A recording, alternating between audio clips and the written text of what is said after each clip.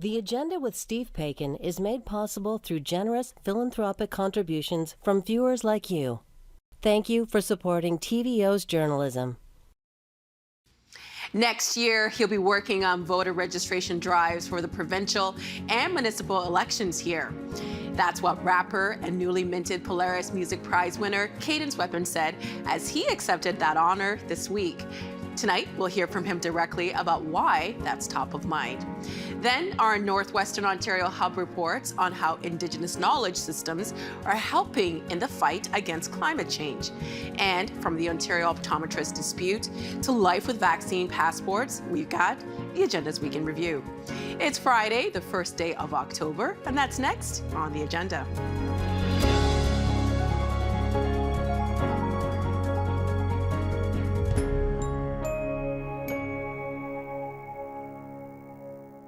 A former poet laureate for Edmonton, Alberta, who spent formative musical years in Montreal, Rory Pemberton, whose stage name is Cadence Weapon, now calls Toronto home.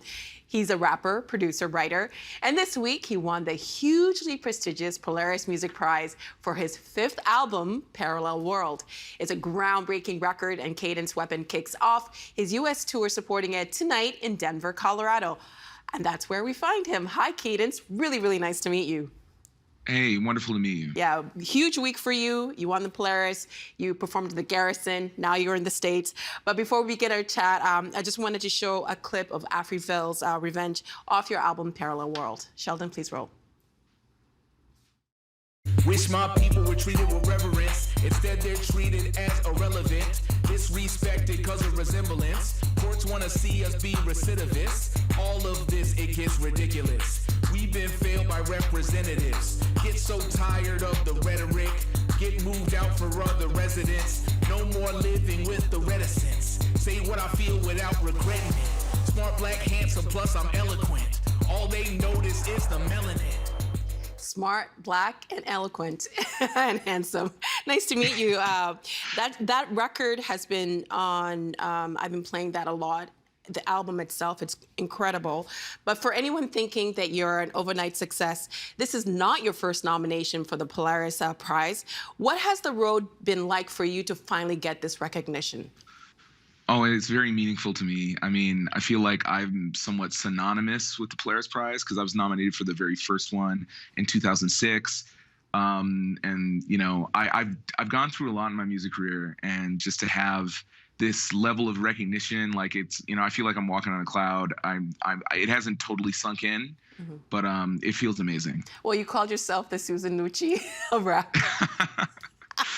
Always Yes. a bridesmaid, never a bride until this moment. Yes. You know, in your acceptance speech, you said that you had never won anything, and not many people can say that they've had one album nominated. You've had several on the long list, several on the short list, and now that you're a winner. Do you, at any point throughout this, did you ever feel that you'd already made your best music and that you might not be able to make the list again? No, not at all. I always feel like my best music is ahead of me. Like, I still feel that way now. Like, I think the weird thing is maybe the perception, like, it's like, okay, like, he's been nominated for Polaris all these times. He's made all these records. Like, maybe like, there's been times where I've had long gaps between albums. Like, I didn't put an album out for 6 years between my 3rd and 4th album. But I always knew in my own mind that I could always make better music. And I feel like, weirdly, the pandemic allowed me to have like this level of sustained focus that I haven't had since I was like a teenager, you know, where I'm, you know, it reminds me of like being back in my mom's attic making beats like when I first started. So I feel like I brought that same energy and it had great results.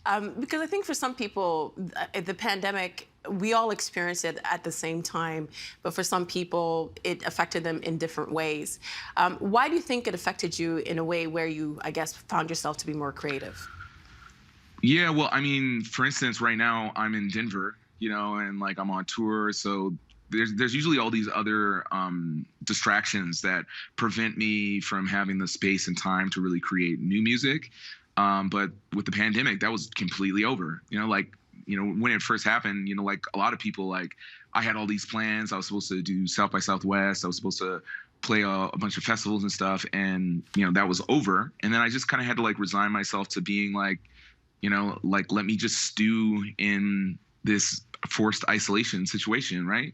And for me, it really did result in a very productive period for me, because not only did I write and record and produce this album, but I also have been writing a book at the same time.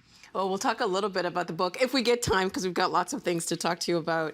But the clip that I played at the very beginning, Africville's Revenge, you paid homage to a Black community in Halifax.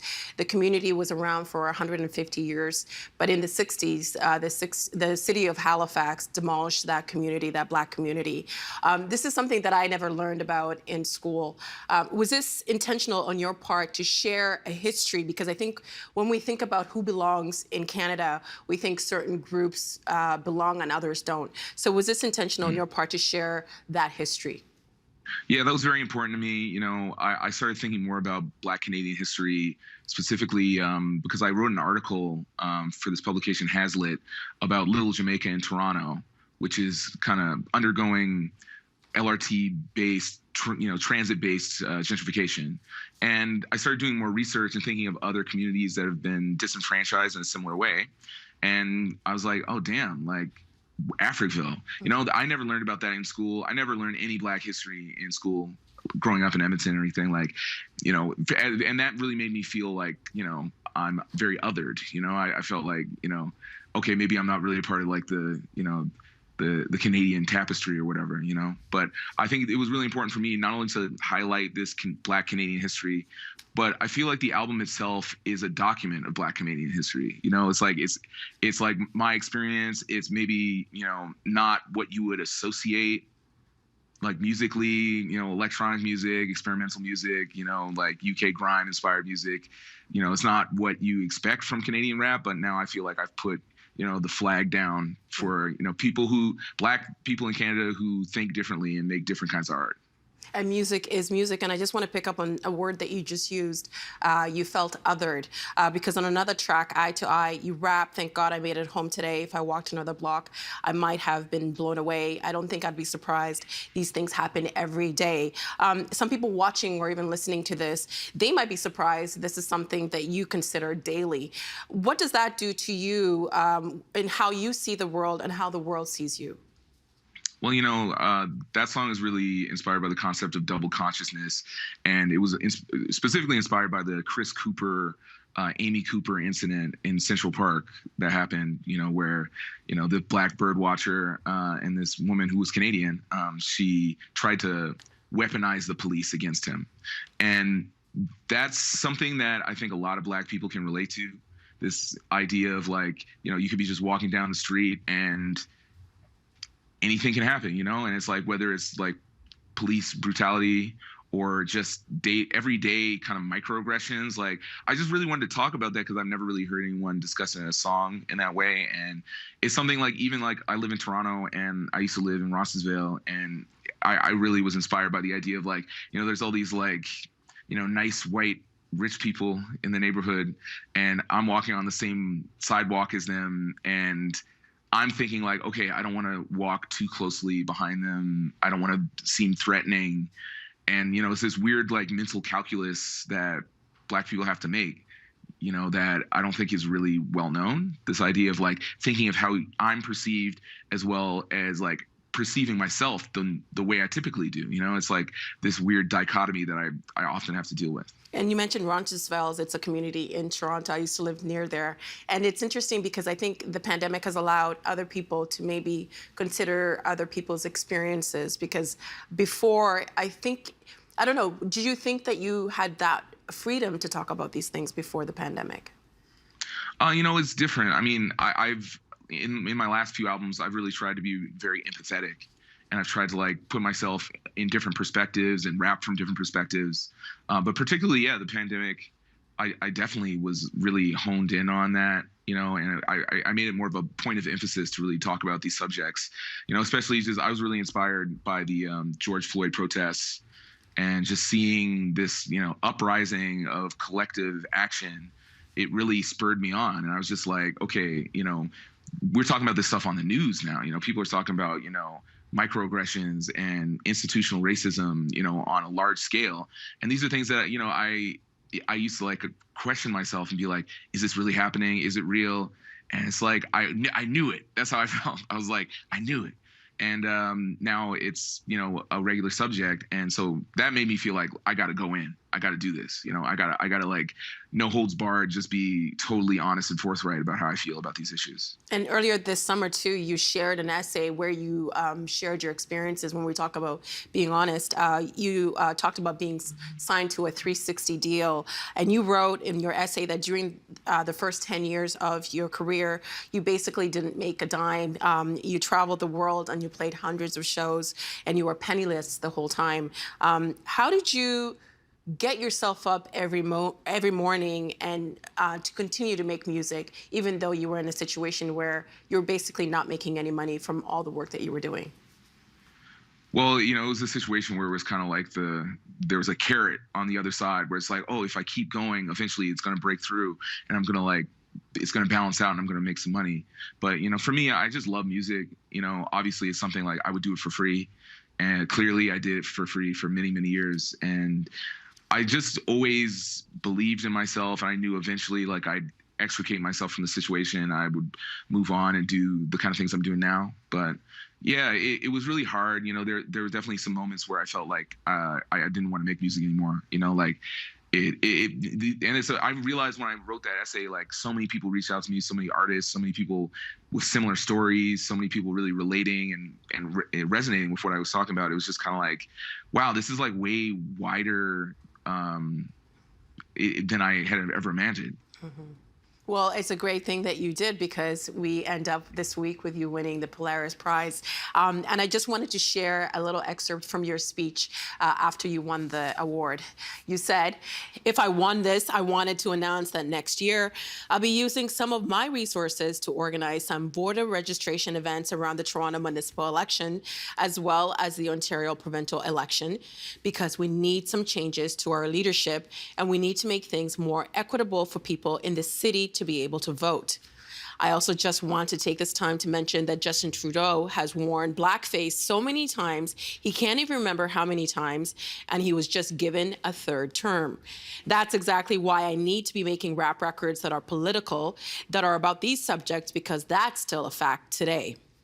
What does it say about Canada's political landscape that a party with a leader who wore black and brown face on multiple occasions has been re-elected for a third term? Well, it's this idea of, what I call the Canadian myth, this idea, where, we're nice, polite people, but it's really only to your face. But, when your back is turned, that's when the knives come out sometimes, and I feel like, we're not as progressive as we think we are as a nation sometimes. I feel like, despite having other alternatives, sometimes it doesn't feel like there's a real alternative. So, yeah, it's disappointing, especially, we all saw his Vacation yesterday. I just, as an artist, I'm inspired by people like Public Enemy, The Clash, like Gil Scott-Heron, people who spoke truth to power, and I feel that's the role of the artist. I feel like that is truly my calling, is to really, put these leaders, on alert, because it's like, we need to hold them accountable, Well, you referenced the upcoming municipal and provincial elections in your speech as well, and you mentioned making voting more equitable. In what ways is it not equitable, and how are you going to combat that? Well, I live up on Eglinton, near Little Jamaica, and I see it's a very diverse neighborhood. And the feeling I get, especially with the last election, it felt like there was a lot of elements of voter suppression. I suspect. What do you mean by that? What do you mean by that? No. Oh, well, the fact that they were, taking, polling places out of universities, there were less places to vote, super long lines and stuff. It's like, I find that stuff is actually all by design.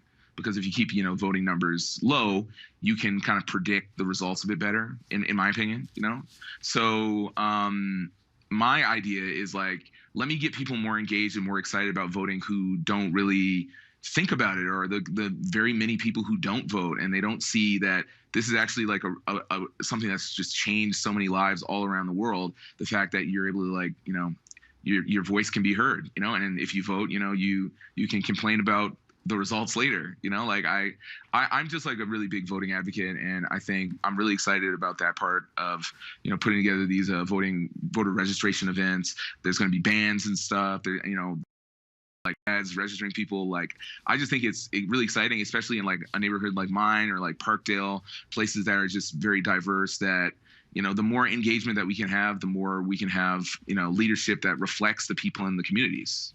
I suspect, well, the Prime Minister said that one of the reasons why there were few polling stations was because of the pandemic.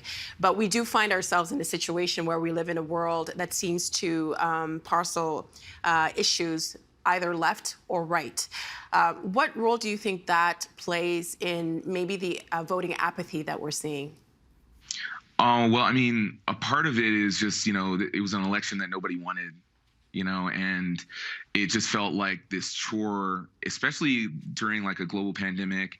It felt like a bit of like a power grab or something. Like, I don't know. I was just really disappointed that happened in the first place. But yeah, like on a left versus right side, I mean, I feel like they both sides really would prefer less people to vote. And I feel like that's good enough reason for all of us to vote, as many people to vote as possible, especially young people who are constantly disenfranchised from voting because they can't predict what young people are going to do. And usually young people vote more progressively, I think also, I'm just tired of like the broken promises, the idea, when are we going to have, get rid of first past the post, these broken promises. Like we need to move on. We need to have like true democracy in Canada. I know you make music and you're an artist, but would you ever consider running for a political office? Yeah, I thought about it. Actually, during, leading up to the federal election, I was actually asked to potentially put my hat in the ring to Which party? Run for the federal election. Oh, I shouldn't say. You can say, it's just two friends talking. Well, you don't have to. Yeah, well, but it's something that you've considered? Oh, for sure. Yeah. I mean, it's something maybe further down the line. My idea was like, it's, I got this album. I'm quite busy with it. I'm writing a book. Like, it wasn't the right time, but, I think somewhere down the line, I think people could probably predict where I would go. Well, you come from a family that's super accomplished. Your grandfather was a CFL Hall of Famer. Your uncle was a musician. Your dad, a groundbreaking DJ in Edmonton. And in 2009, as I mentioned, you were sworn in as the City of Edmonton's Poet Laureate for a 2-year term. When you were in that position, to what extent could your work be political, I guess subversive, given you were part of that system? Oh, it was fine. I was still able to, speak to the things that I wanted to.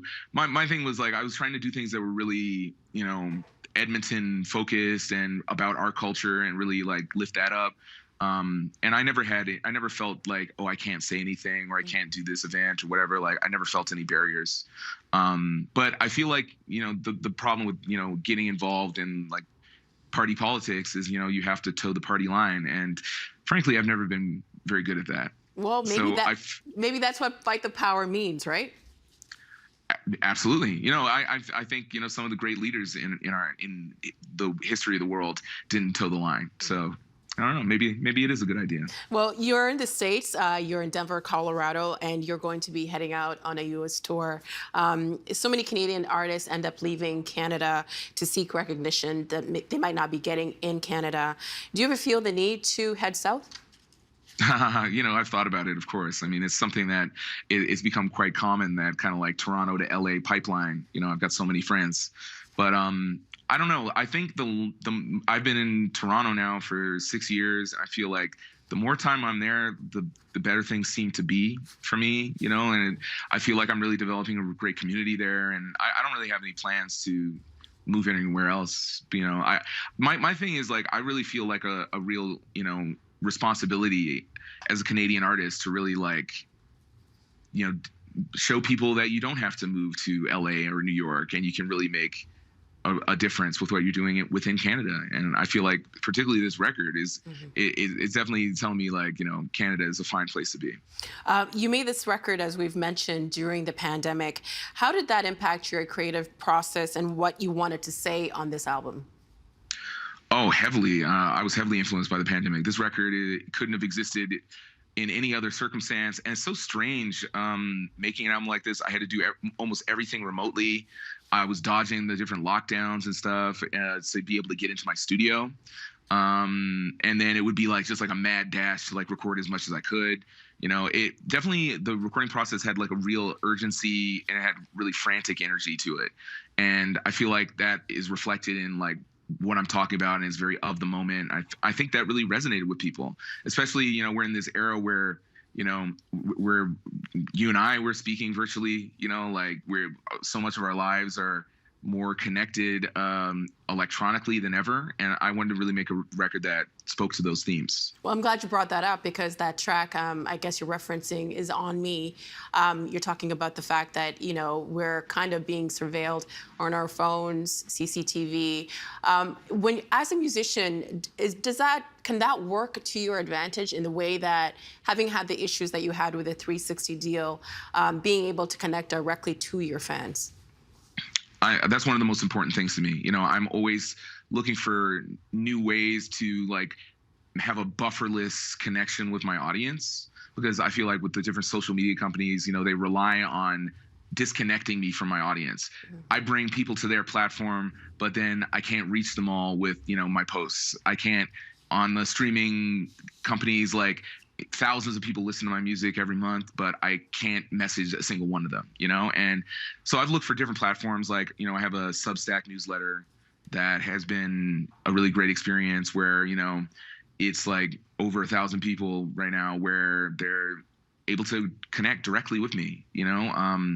And I've been getting more into doing things like Twitch, where it's like this like online streaming and I'm DJing, I'm just playing tracks that I found. But I feel like my really close fans, you know, I'm engaging with them in a way that wasn't possible in the past. You know, I'm trying to bring it back to the old internet way of being, where it was kind of like the Wild West, and there weren't, you know, the ad companies didn't have as much control over things. And, you know, you could just kind of like create and have communities without being, you know, commodified.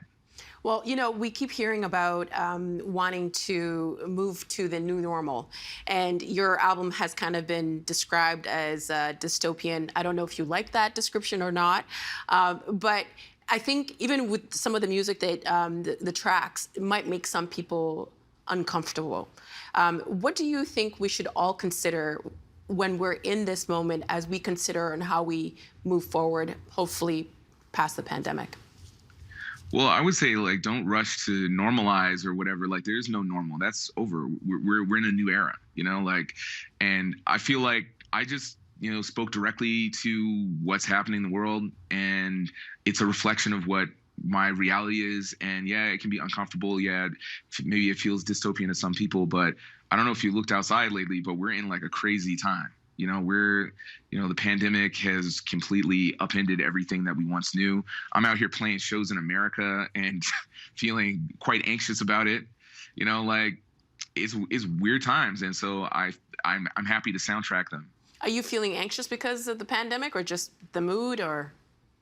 Oh, I mean, it's very highly charged energy, especially in America. You know, it's just, you know, masks and things are just way more politicized. Like it's kind of gnarly, you know, and it's just like, there's no capacity limits at the shows and stuff. Like, it's just like game on, you know, it is normal here but in the wrong way. Well, Cadence, thank you so much for spending some time with us, and huge congratulations. Hopefully we'll have you back on TVO at some point during the elections. Thank you so much for your time. Thank you for having me.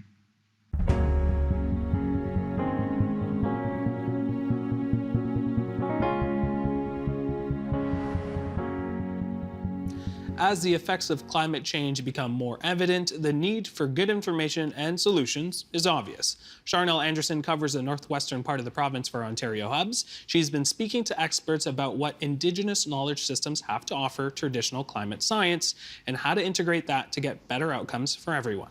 And Charnel Anderson joins us now from Red Rock on the north shore of Lake Superior. Hello. Hi, Jan.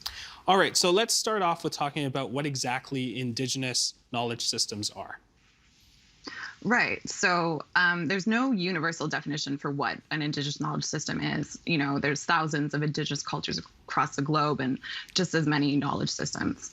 But broadly speaking, as one of my sources, Deborah McGregor, explained, Indigenous knowledge systems are used to support Indigenous societies. And so Indigenous knowledge systems have their own experts and their own ways of generating and conveying knowledge. An example of this would be in Anishinaabe culture. The experts could be considered elders or knowledge keepers, and they transmit knowledge through oral traditions, so like oral histories, storytelling, as well as ceremony. And another big part of knowledge transmission is language. As you know, language and culture are inextricably linked, right? And language kind of helps shape our worldview. So in order to fully understand a knowledge system, I think it helps to understand the language. And that's just like anything like finance or academia or journalism, you know, you got to know the lingo. So these systems are varied, but they're also quite localized. So there's some commonalities in that sense where Indigenous knowledge systems are place-based and they're kind of based on this connection with the land, and knowledge is generated through that relationship with the land. So where did this idea come from that, you know, these systems could help climate change? So I think it comes from the fact that Indigenous knowledge systems are based on this relationship with the land. And oftentimes that includes principles of sustainability, you know, sustainable resource use. And there's lots of research on the results of these systems. So for example, a popular figure that's floating out around there is Indigenous people make up 5% of the global population, but 80% of global biodiversity is in lands that are managed by Indigenous people. And so in many places, including Canada, lands managed by Indigenous people they contain more or just as much biodiversity as protected areas do. And so Deborah McGregor, she told me, you know, it's safe to say that Indigenous knowledge systems are maintaining ecological integrity. I think the question is how. I'm curious if you can give us an example of sort of how the holistic approach to the environment could help scientists. So I think one example, which, you know, might be useful for us here up in Northwestern Ontario, is Indigenous fire management. As you know, it's been a pretty brutal fire season this year. There's nearly 2 times as many fires this year compared to last. And generally, the province's approach to fire management is suppression, right? Just get the fire out as soon as possible so you limit the damage that's being done. But fire can actually be used to fight fire. So research has shown that Indigenous management practices, such as cultural burns, help to mitigate wildfire. And that's somewhat similar to controlled burns or prescribed burns, which the MNR does with the aim of eliminating fuel. So kind of burning up all those dead sticks, leaves, dead trees in order to keep forest fires under control when they do happen. Whereas with cultural burning, the goal is to kind of shape the landscape. This is something that Indigenous people have been doing forever. And, you know, it's kind of been interrupted because of colonialism and this insistence on fire suppression. But cultural burning has a plethora of benefits, not only for biodiversity, but for, you know, encourages the growth of different food sources like berries and mushrooms, which then attract animals. So in addition to mitigating wildfires, it's a practice that is, you know, that can bring life back into an ecosystem. I want to talk a little bit about sort of how, you know, the science community, Western science, can work with sort of the traditional knowledge systems. And there was this great quote in your article, and I want to read it. It said, "How do you fit a round peg into a square hole? You make it smaller." And it talked a little bit about sort of the reductionist approach when we talk about Western science. Can you explain a little bit about sort of the challenges in terms of integrating the two? Yeah, I mean, it's a really challenging feat to unite Indigenous knowledge systems with Western science because they are different systems in a lot of ways, and you kind of hinted at that. So, Indigenous knowledge tends to be subjective and holistic, whereas Western science is more objective and reductionist in that it kind of zeroes in with a laser focus on one thing, right? As well, Western science, you find that written down in academic journals, whereas if you're looking for Indigenous knowledge, you need to go find a knowledge keeper who's going to share that information with you orally, and there's different protocols for that. But so there's challenges in bringing these two things together, not only in academics and in research, but even federal policy, for example. So federal climate policy, like the Pan-Canadian Framework and Healthy Economy, Healthy Environment, has intentions of including Indigenous knowledge, but these policies have been criticized for excluding Indigenous people from the decision-making table. So I think that kind of goes back to the quote about how do you fit a square peg into a round hole. And the government kind of has a propensity to consult with Indigenous people, which is different than, being at the decision-making table or having the power to make decisions, right? Because with consultation, you can ask, what are your thoughts? Okay, great, thank you. And then just completely disregard them, right? Mm-hmm. So there's definitely some issues that need to be worked through in order to utilize Indigenous knowledge to its full extent in a policy issue. But there are a lot of people who are really passionate. There's researchers who are trying to figure out how these two things can work together. And what I'm hearing is this process really needs to be Indigenous-led, and it goes back to Western society trying to assimilate Indigenous people. So the feeling is it needs to be Indigenous-led. It needs to be done with Indigenous people at the heart of it. Not just Indigenous knowledge, right? So that being said, there are models being developed to kind of help facilitate a coexistence between these two systems. One example is two-eyed seeing, which is used in research, and that allows researchers to kind of look at a problem from two perspectives. So it's challenging, but there's people working on solutions. It's just going to take time to kind of iron out these bumps. Well, it's something we will look forward to, and look forward to some of your reporting on that. Thank you so much, Charnel. Really appreciate it. Thanks, Jim.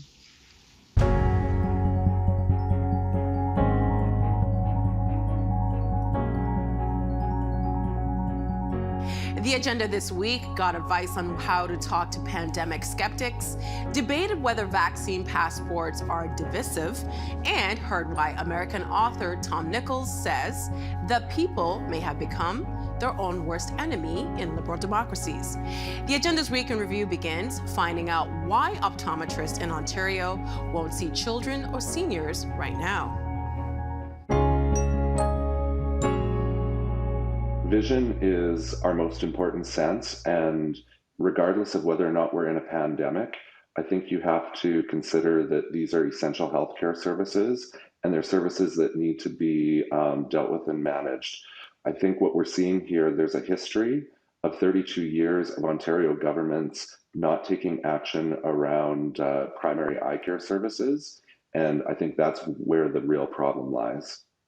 Let's do some of the math here, because I think people need to have a better understanding that if, for example, they are going to see you and the Ontario Health Insurance Plan reimburses you for part of the cost of the service that you are providing, let's do the math. What does it cost, and what does OHIP actually reimburse you for?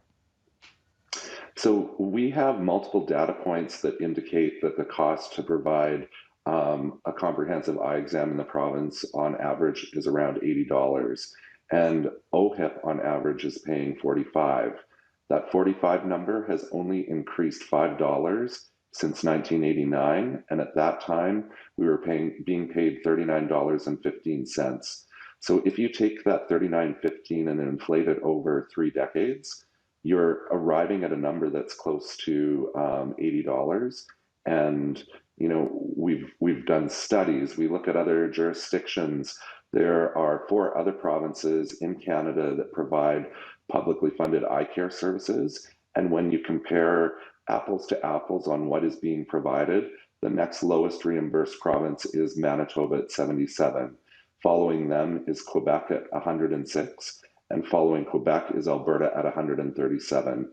So we don't understand why All these other provinces have been able to figure out how to resource these important services, and the Ontario government can't.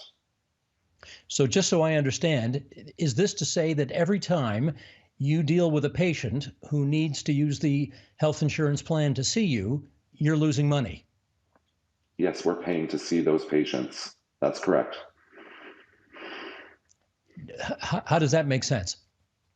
It doesn't. That's why such a drastic action is being taken, because we want to, we have to break this logjam with the government. They need to understand from the public the importance of these services to people, and they need to resource them correctly. You know, optometrists in this province are offering to still work for free. So the optometrist isn't going to receive compensation, but if they're reimbursed at the $80 level, that's going to cover their costs like rent, staff salaries, insurances, equipment rental, utilities. That is what it costs to provide a 20-minute to half-hour service to patients in this province. Do you think, in your judgment, the province of Ontario has made a fair offer to the optometrists? Yes, I mean, as you pointed out, we've made a $39 million offer, which is a retroactive payment. And what we're trying to do is show good faith to the optometrists that it's a kind of a catch-up fee for 10 years, going back 10 years since they've had an agreement, which ended in 2011. And it gives them $39 million. They're going to see it on October 5th in their remittance advice, and it will flow on October 15th. And that's regardless of whether the OAO comes back to the mediation table or anything else, or whether we get an agreement. However, it is a sign of good faith, and we're hoping that the optometrists will respond in kind, in good faith, by continuing to provide what Dr. Salaba, in the interview you've just done, said are essential medical services for seniors and children, and also, show us their costs so that we can come to an agreement about what is an appropriate fee. I talked math with him, so let me talk math with you. How did you arrive at the $39 million figure? Well, it's basically going back and looking at the increases that physicians have had over the 10 years and doing the equivalent for optometrists. And so it's a catch-up kind of a fee. We've also offered to increase the OHIP fee immediately that they're being paid by 8.48%, which, given the constrained fiscal environment in which we're operating right now during a pandemic, is generous, I think, and is a good starting point for discussions. We're not saying that's the end of it, but we need to see evidence to go over in detail what their costs are. Remember that optometrists in Ontario provide OHIP insured and patient pay services like selling contact lenses and glasses and non-publicly insured services. And so their costs are kind of complex to calculate, right? They would be different depending on patient mix, the types of patients they get, their rent, how much technology they use. Any number of things would factor into, what their costs are and what their revenues are. And, we're having an increasingly digital healthcare system. It's really burgeoning with digital technologies. And that's also impacting how optometric services and other services, other health services are provided. So we need to go over all of this in great detail with them. No, I appreciate all that, but let's, again, going back to the math here, just see if you agree with his basic premise, which is that it costs them $80 to provide the service, and OHIP basically reimburses $45 of that. In other words, they're losing money every time they see those patients. Do you acknowledge that? I hear you, Steve, but honestly, we don't know what it costs. That's what they've said, it costs. But we don't know what it costs, because that's why we have to get back to the table and do that work and look at all those services that they're providing and all of those things I just went through. We don't know what it costs. We can't just take their word for it. That wouldn't be fiscally responsible as stewards of taxpayer dollars. And frankly, they're being a bit disingenuous about the way they represent the coverage of eye care or vision care across the country. I mean, Manitoba may have a higher fee, but it pays it only once every other year, not covering every year as we do in Ontario. So there's a lot of other things to consider. we're going to put up a bit of a checklist here, which you have discovered are, essentially the same kinds of things that you run into when you run into people who want to essentially deny the accuracy of the science as it relates to this pandemic. For example, there's a cherry picking of information that takes place, or a reliance on conspiracy theories, or a use of fake experts, or illogical reasoning, or a reliance on impossible standards for scientific reasoning. And as you look at this checklist, Lee, how are the things on this checklist playing out as it relates to the pandemic and COVID-19? Every one of the 5 has been checked. And in the book, I go through for every instance, anti-vax, COVID, GMO denial, evolution denial, all of it. I go through and I check off all those 5 boxes. That rubric is something that other researchers discovered, some cognitive scientists before me. And that's really the blueprint for science denial reasoning. There are examples of this, of course, with COVID-19 denial or mask denial, vaccine denial, however you want to think of it. When you hear people saying that Fauci is lying, that he's in cahoots with the CDC, or that he's making money on it, well, that's a conspiracy theory. Or when people will talk about somebody that they know who seemed to get sick after they'd had the COVID vaccine. That's cherry picking. And I mean, even then, you could say that's also reliance on fake experts, because for all the claims that people are dying as a result of the vaccine, there was a fact-checking organization the other day quoted in Politico called the Poynter Institute, which found that there were 0 cases that had credible evidence of people dying as a result of the COVID vaccine. Now, with COVID vaccines, people want to see with anything, they want to see the evidence.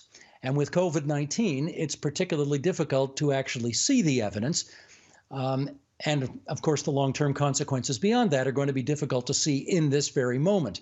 In which case, how do you try to convince people to trust evidence, particularly if they can't see it themselves? That's a really important question, because you've gone to the heart of the idea here that science denial is not about doubt, it's about distrust. And so the folks who are saying, well, this hasn't been proven in any long-term study, that's true. I mean, scientists recognize that. But here's the thing that you have to realize. You have to compare the relative risk. So what's the risk that there might be something that would come down the road, a year or 2 from now, from the COVID vaccine, given an understanding of how vaccines work and their past history, not just this particular one. But also thinking about what is the likelihood that somebody who's unvaccinated might get COVID and face serious illness or even death. So there's such a thing as relative risk. Now, it is sometimes hard to get people to take that seriously. I had a back and forth with an anti-vax person by email that I was trying to, he claimed that there were 10,000 people that had died as a result of taking the COVID vaccine, which is just wrong. I mean, that number is just made up.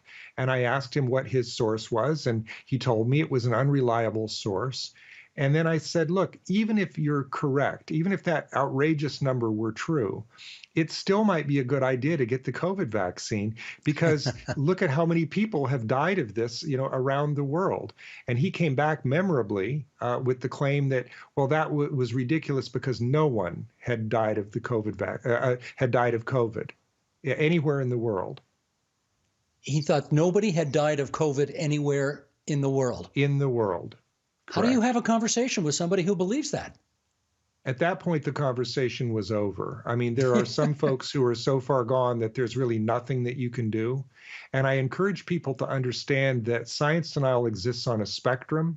And the techniques that I'm talking about in the book can work on hardcore science deniers. There are case studies to show that they have worked. But they work best on people who are hearing scientific disinformation for the first time. So, get out there and speak to people who are the audience for science denial, the people who are confused, vaccine hesitant, if you want to think of it that way, before they go too far down that rabbit hole. Because here's the thing, if they begin to distrust for too long and they find community amongst the hardcore deniers, then they're going farther and farther down that rabbit hole, and it's harder and harder to reach them. The vaccine passport system is now in place. It's been with us for a week. How do you think it's working out so far? I mean, I think it's the right thing. We are now kind of taking this to the level they're at. And so for a lot of the people who are anti-vaxxer, it's an emotional response they're having.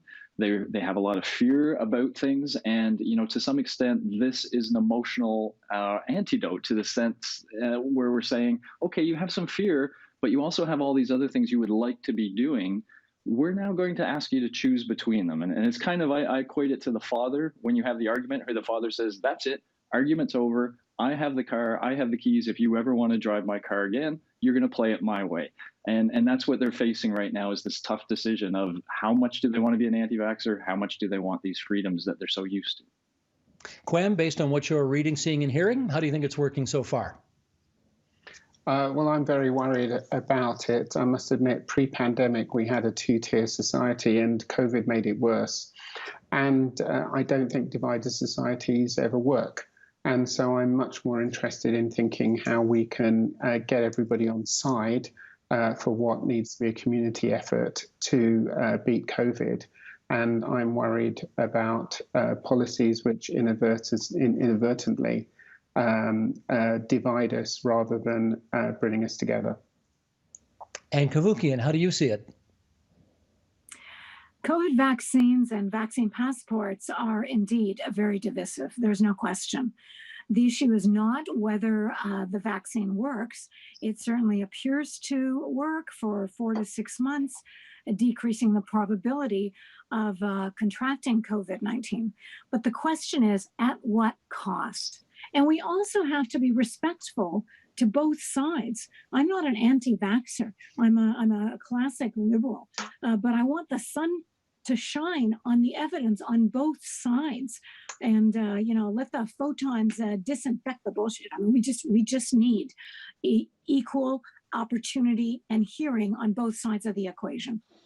They do say sunshine is the best disinfectant. Okay, Carrie Bowman, what do you say about how things are going right now? Well, look, Steve, it's clearly divisive. And, the question is, from an ethical point of view, is this division justified? And so much of ethics is tied to proportionality. We just don't know at this point whether it's truly justified. It's obviously having a social effect, and some of it is very negative. I also have my eye, and I'm sure we'll talk about this as our session progresses, but what are we left with when this eventually ends? In what way does it change our view of ethics? Because I find the discourse so far has been very, very black and white, sticks and carrots, no-brainer, slam dunk, all these metaphors. I see it as much more complex than that, and we've jumped in with both feet. I hope it's justified. Well, Carrie, let me follow up with you on this, and you can tell us as an ethicist whether public opinion and where it's at, whether that should matter in this case. But the fact is, polls do show us that the vast majority of Ontarians support the vaccine passport idea.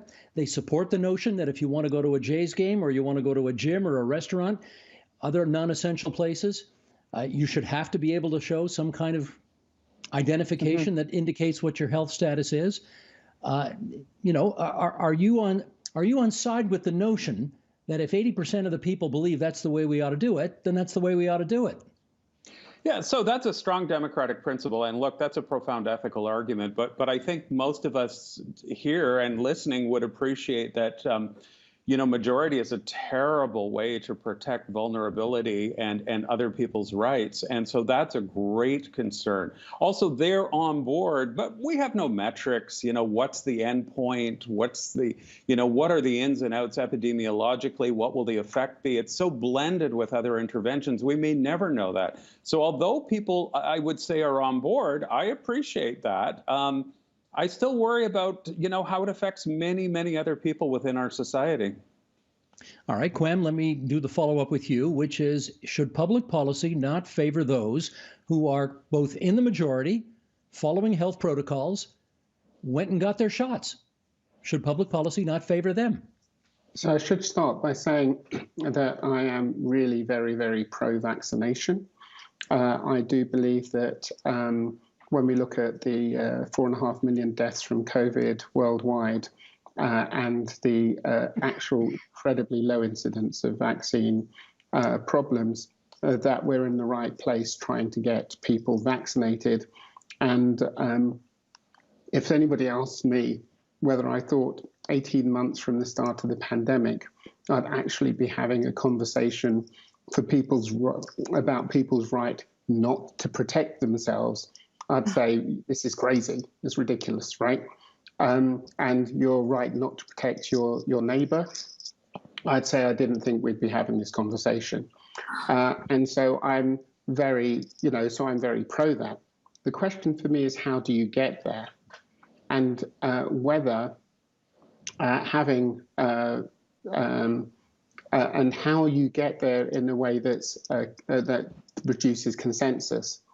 And so, I believe that I am worried that if you go too quickly with vaccine passports, rather than do things that will bring other people along, that you can end up hardening opposition to vaccination. And for me, I think the vaccination is very, very important in order to protect us. I tried to take a longer view of this over about 40 or 50 years and across countries. Remember, this attack on democracy is not unique to the United States. It's happening in Italy, it's happening in the UK, it's happening in Turkey, in Poland, in Hungary, in Brazil, in India. And I think that this is paradoxically because of peace and prosperity. Democracies can cope with almost any challenge except boredom. And in the book, I talk a bit about the prophetic voices that saw this coming. Christopher Lasch saw this coming when he talked about narcissism in 1979. But even further back, Eric Hoffer warned that in a book called The True Believer, that I think people need to start reading again as well, that when you have a middle class that's bored out of its mind, you are ripe for a mass movement, because people have this need to feel some sort of meaning in their life, and so they want to go and invent great crusades. Part of that is to convince people, and part of the reason, Steve, I think that when you say this is not the message we've had over the past 5 years, we've developed a political culture in a lot of countries that is constantly premised on telling the voters that things are the worst they've ever been. These are the worst times ever. No one has ever suffered like you. No one has ever seen the kind of deprivations you're living in. And of course, this is nonsense. This is just, in most times in history, it's been nonsense. But certainly in the early 21st century, it's nonsense on stilts. But, nobody runs for election by saying, everyone's doing well, but we could do better. My opponent is a good person, but I think I can do a better job. You don't motivate people that way, and you certainly don't motivate them through social media that way. And so we've created a culture that says you are a victim. The world has screwed you over. Everything is terrible, and someone is to blame. And if you elect me, I'll hurt those other people, and I'll get even on your behalf. And again, you cannot sustain a democracy on that kind of behavior. You just can't. Well, it doesn't, let me suggest it doesn't have to be all of one or all of the other in order for there to be a grain of pushback against what you're talking about. For example, it's also what you just said is an empirically provable fact. The times in which we live, in many ways, have never been better for the most number of people. Having said that, globalization did shut down a lot of towns in Middle America, and there are drug problems as a result, and a lot of economic gains have been felt by the Jeff Bezoses of the world as opposed to more evenly felt across society. I mean, surely much of that is true, and much of that is a factor for the unrest in your country today, no?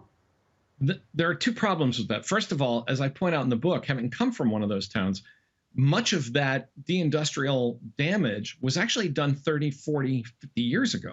And people, there's a point in the book where I'm talking to a friend from my hometown who points and he says, I remember when those factories were full. And I said, that's impossible. You can't possibly remember that, because when we were kids, those factories were already mostly empty.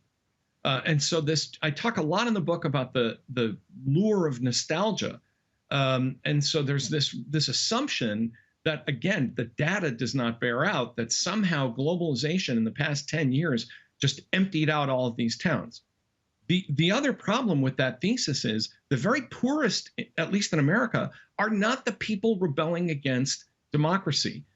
As I say in the book, poverty, drug abuse, the undeniable impact of globalization, both good and bad, because I think the other problem is that we've decided globalization is just always bad, even though you and I are using it right now to have this discussion, we've come to somehow believe that all of this happened 10 minutes ago, but the people that are actually suffering from that are not the people that are attacking democracy. One of the things you find in the United States, as well as in Italy and the UK and other places, the most illiberal elements are middle-aged, middle-class people who are actually fairly well off. The people that attacked the US Capitol were not unemployed steelworkers. They were professional. They were accountants, dentists, real estate agents. Some of them chartered private flights to go there. This is what happens when you get a bored middle class that is fed a steady diet of propaganda about how they are the downtrodden and most aggrieved people in the world. That's just some of what we covered this week on The Agenda. For more, including the full conversations, you can visit our website, tvo.org, our YouTube channel at youtube.com/theagenda, or our Twitter feed, twitter.com/theagenda. And that's it for this Friday, October 1st, 2021. Monday, have police taken the same kind of approaches to dealing with all types of protesters? We'll explore that. I'm Nam Kiwanuka. Thank you for watching TVO and for joining us online at tvo.org. Have a great weekend, and Steve, we'll see you on Monday. The Agenda with Steve Paikin is made possible through generous philanthropic contributions from viewers like you. Thank you for supporting TVO's journalism. Ontario Hubs are made possible by the Barry and Laurie Green Family Charitable Trust and Goldie Feldman.